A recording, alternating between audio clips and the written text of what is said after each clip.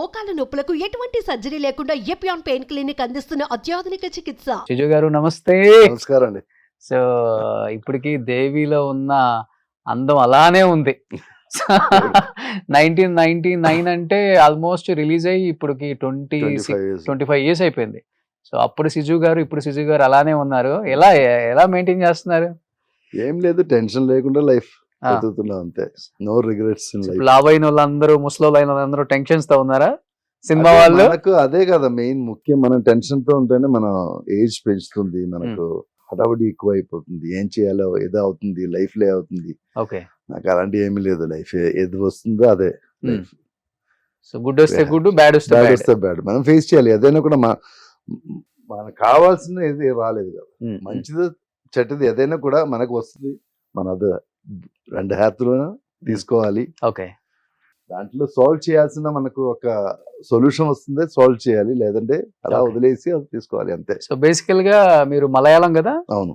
తెలుగు చాలా ఫ్లూయెంట్ గా మాట్లాడుతున్నారు. ఇప్పుడు ఆల్మోస్ట్ 90 పిచెస్ పైన అయింది కదా తెలుగులో. సో ఇక్కడ ఉన్నట్టు నేను తెలుగులోనే మాట్లాడుతున్నాను. నాకు భాష నాకు కొంచెం ఇష్టం యాక్చువల్లీ. భాష నేర్చుకోవడం, కొత్త భాష నేర్చుకోవడం. సో అందుకే నేను బాగా ట్రై చేశారు. కానీ ఇప్పుడే ఓకే అయింది నాకు. కొంచెం తెలుగు ఓకే అనుకున్నా నేను. కొంచెం కాదు, ఫుల్ గా ఓకే అయిపోయింది. అయ్యో, ఇప్పుడు కూడా గ్రామర్ కానీ అదని కొన్ని విషయాలు నాకు డౌట్ వస్తుంది. బట్ ఓకే, స్లోగా వెళ్ళిపోతున్నాయి. ఇప్పుడు మాటల్లో అలా వర్డ్స్ కరెక్ట్ గానే వస్తుంది. ఇప్పుడు కొంచెం మలయాళం కన్నా తెలుగు బాగా మాట్లాడుతున్నారు మీరు. నాకు లేదు. Okay okay. సో 90 సినిమాలు తెలుగులో. అవును.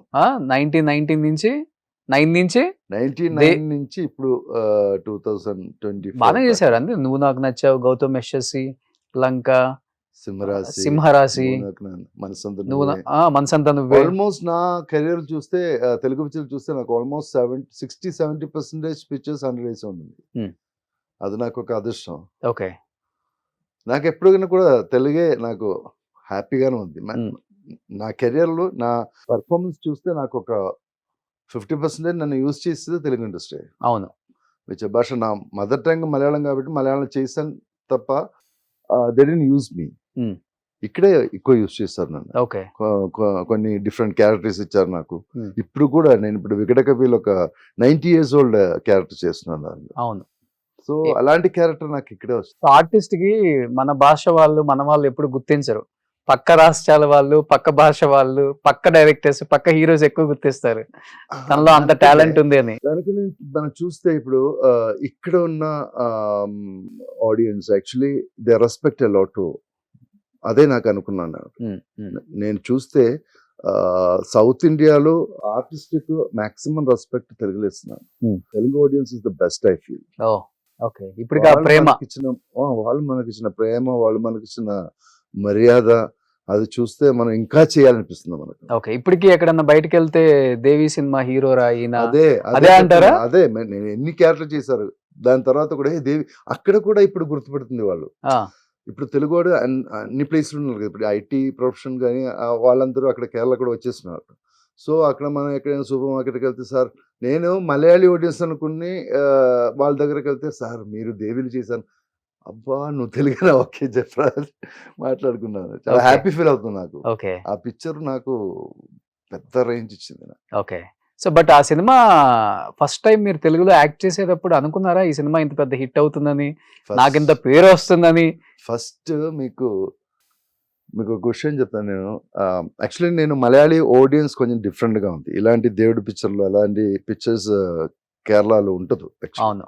వాళ్ళు that audience is different. They don't believe in such things that type. ఇప్పుడు కొంచెం దేవుడి పిక్చర్ కనెక్ట్ చేసి సైంటిఫికల్ గా కనెక్ట్ చేసి వస్తున్నాం. అది తప్ప ఆ టైంలో మన దేవి రిలీజ్ టైంలన్నీ అలాంటి ఒక పిక్చర్ కూడా లేదు. దేవుడి విషయం వేరే, అది విజువల్ చేసి సినిమా చూడడం అంత రేంజ్లో ఎవరు ఆడియన్సే లేదు అసలు. సో ఆ టైంలో నేను 3 years కష్టపడి ఆ పిక్చర్ చేశారు. దేవి పిక్చర్ ఫినిష్ అవడానికి 3 years పడింది. అవునా? గ్రాఫిక్స్ అదంతా ఓకే, చాలా కష్టపడి చేశారు. మన ఆ టైంలో గ్రాఫిక్స్ అంటే చాలా కష్టం. ఒక్క షాట్ తీయడానికి హాఫ్ డే 1 day పడుతుంది ఒక్క షాట్ తీయడానికి. సో అంత కష్టపడి చేశారు ఆ పిక్చర్. సో ఆ పిక్చర్ 3 years షూట్ చేసిన తర్వాత నేను ఏవిఎంకి వెళ్ళి ప్రివ్యూ చూసా.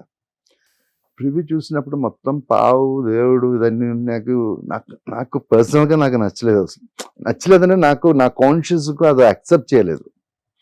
ఇదన్నీ జరుగుతుంది, అది ఎండ్రా దేవుడిలో ఒక పావు లోకం నుంచి ఒకడు ఈ లోకంలో వస్తున్నదని ఎవరు చూస్తున్నారని అలా ఫీల్ వచ్చింది నాకు. 3 years పోయింది నాదే, ఇంకా మళ్ళీ నేను బిగినింగ్ నుంచి స్టార్ట్ చేయాలి అలా ఫీల్ అయిపోయారు. నేను వెళ్ళిపోయారు నేను యాక్చువల్లీ. తర్వాత ఈ పిక్చర్ హిట్ అయ్యే విషయం కూడా నాకు తెలియదు అసలు. దేవి ఇక్కడ రిలీజ్ అయ్యి పెద్ద హిట్ అనే విషయం కూడా నాకు తెలియదు. ఒక 200-300 days తర్వాత రఘువర్ధన్ ఒకవాడు వచ్చి నేనే కావాలని చెప్పి నిన్న పట్టుకొని తీసుకొచ్చారు ఇక్కడికి. అప్పుడు దాకా నాకు తెలియదు దేవి హిట్ అయిన విషయం. సో దాని తర్వాత నేను ఇండస్ట్రీకి వచ్చాను. Okay. So I didn't enjoy that hit span. Okay. నీకు మర్చిపోలేని ఒక సీన్ అంటే ఏమని చెప్తారు దేవి మూవీలో? నాకు యాక్చువల్లీ ఒక యాక్సిడెంట్ జరిగింది దాంట్లో. యాక్సిడెంట్ అంటే మనం కుళుమని వెళ్ళాలి సాంగ్ అండ్ క్లైమాక్స్ తీయడానికి.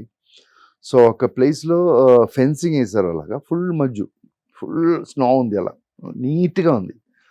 సో గురుగారు చెప్పారు ఇక్కడి నుంచి నేను ఆ సైక్లోన్కి వెళ్ళి అక్కడ ఫాలో అవుతుంది కదా సీన్లు క్లైమాక్స్, అవును అవును ఇక్కడ నుంచి తీసుకెళ్ళి సైక్లోన్ తీసుకెళ్ళి అక్కడ ఫాలో అవుతుంది.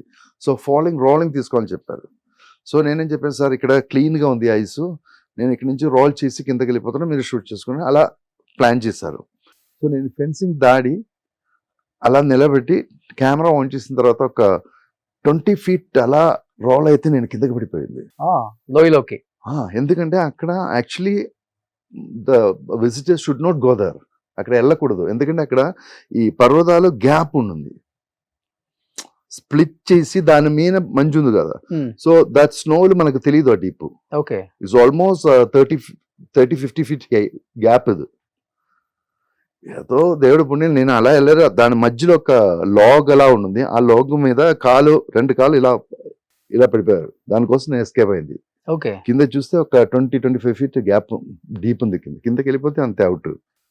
అరే అలా పట్టుకొని నాకు కొంచెం టైం షివరింగ్ వచ్చేసింది. దాని తర్వాత అక్కడ మిలిటరీ వాళ్ళు వచ్చి ఎందుకు ఫెన్స్ వేసినా మీకు తెలియదా, దాన్ని ఇట్స్ డేంజర్ స్పేస్, అందుకే మనం వేసారు, మీరు ఇలా వెళ్ళని చెప్పి అలా నాకు చెప్పారు. నాకు మీరు అలా అలా ఫోర్స్లు కొట్టు, అప్పుడు హార్డ్ అవుతుంది, అలా పట్టుకుని పైకి రా అని చెప్పారు. అలా చేసి పైకి వచ్చి ఓకే హ్యాపీ సూపర్. అసలుకి సో అంత రిస్క్ చేశారు కాబట్టి ఆ సినిమా కూడా అంత సూపర్ డూపర్ హిట్ అయింది. చాలా సీన్లు రిస్క్ ఉంది దాంట్లో. పావు ఒకటి చనిపోయారు దాంట్లో, ఒక పావు తీసుకొచ్చిన వాడు పావు బైక్ లో బైక్ చేసి. అవునా? వైజాగ్ లో చనిపోయారు. అంటే రియల్ స్నేక్. అరే అన్ని రియల్ స్నేకే. వాళ్ళు స్టిచ్ చేసిన చెప్తున్నారు కదా, యాక్చువల్లీ దట్ స్టిచ్చింగ్ అయినా కూడా మన పళ్ళు తీసుకుంటే అది చచ్చిపోతుంది. యాక్చువల్లీ పావు చనిపోతుంది. సో వాళ్ళు ఏం చేసినాక వాళ్ళు ఆ విషాలు తీస్తున్నావు, బైట్ చేసి ఆ విషాలు తీసి ఇంకా అది ఫామ్ అవడానికి టైం ఉంది కదా. సో ఆ టైం లోపల మమ్మల్ని ఆ షూటింగ్ చేపిస్తున్నాం. ఓకే. లేకుండా ఆయన పళ్ళు తీస్తే అది చనిపోతుంది. ఓకే. ఎన్ని స్నేక్స్ వాడారు మొత్తం సినిమా మొత్తానికి? చాలా. మీకు భయం వేసింది ఎప్పుడన్నా? జాతకాలో ఏమో నా పిక్చర్లు అన్ని స్నేక్స్ ఉన్నాయి. ఆ పిక్చర్ తర్వాత చిరంజీవి పిక్చర్లో నేను చిరంజీవులు ఒక పిక్చర్ చేశాను, నేను రవితేజ బ్రహ్మ శివాజీ. దాంట్లో ఒక శివుడు గెటప్ ఉంది, దాంట్లో కూడా స్నేకే, రియల్ స్నేక్. రియల్ స్నేక్ వేసాను. అటు ఇటు ఎక్కడైనా స్నేక్ వస్తుంది అది. సో భయం అంటే అంత భయం లేదు, but still we have another feel. Touch చేస్తే మనకు వేరే ఒక ఫీలింగ్ వస్తుంది కదా, అది పట్టుకుంటే అది బ్రీతింగ్ ఉంది కదా, బ్రీతింగ్ మనకు ఇంకొక రకంగా ఉంది. అవును. సుమన్ టీవీలో మీ పర్సనల్ అండ్ బిజినెస్ ప్రమోషన్స్ కోసం కింది నెంబర్కి కాంటాక్ట్ చేయండి.